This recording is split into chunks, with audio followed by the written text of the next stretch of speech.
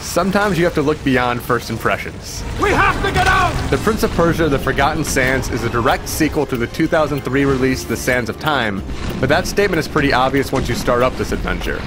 Breaking into a castle under siege from an invading army feels eerily familiar for series veterans, and the next hour or so continues this paint-by-numbers design.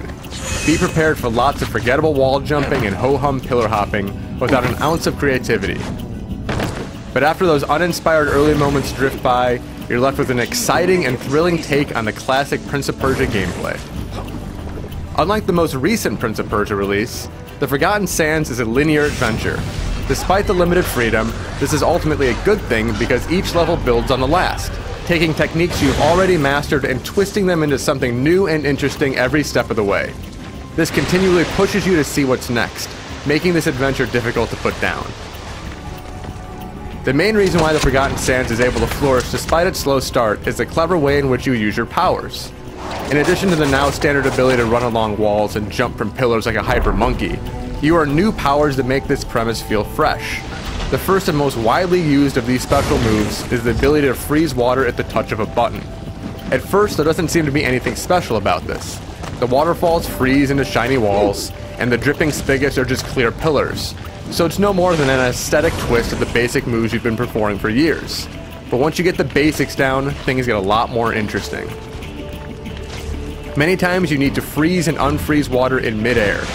This is important when you're trying to leap from pillar to pillar, but the water isn't flowing in sync. It's exciting having to take to the air without a solid platform to grab onto, and have to time your next button press to make sure you don't fall to your death. Other times you may need to use a waterfall as an icy wall one moment, and the next you're crashing through the same flood of water, only this time it's unfrozen.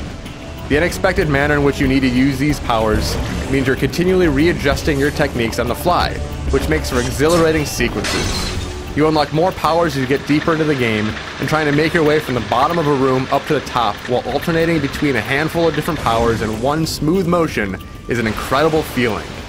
And because it can be pretty tricky to pass some of the harder sections, you'll feel a sense of empowerment when you're victorious.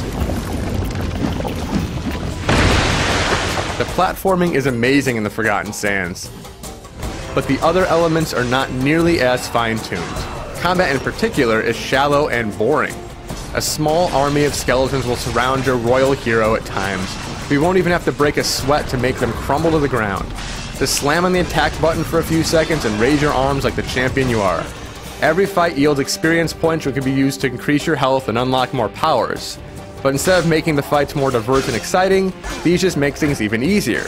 Just unlock the freezing spell at the beginning of the game, and even the mightiest of beasts will be little more than undead pushovers. It's a good thing there isn't much combat in this game, because anything more would have caused you to fall asleep. The other problem is the camera.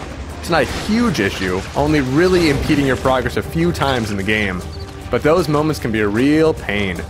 There are times when it locks right onto the prince, severely limiting your view. This is a problem because you need to be able to swing your camera freely to figure out how to make your way past a level. It also gets caught along walls and just hangs too close to the prince's back, and an extreme close-up is less than ideal in a game about free-roaming platforming. Because of the slow start, shallow combat, and limited camera, you may think that The Forgotten Sands is a difficult game to enjoy, but those problems fade into the background when you're running and flipping with graceful ease. The level design in the Prince's latest outing is so expertly laid out that it covers up many of the problems that would have otherwise destroyed your fun. This is not the best game in the franchise, but it's still a blast during its best moments, and even its missteps are only temporary obstacles blocking you from the good times.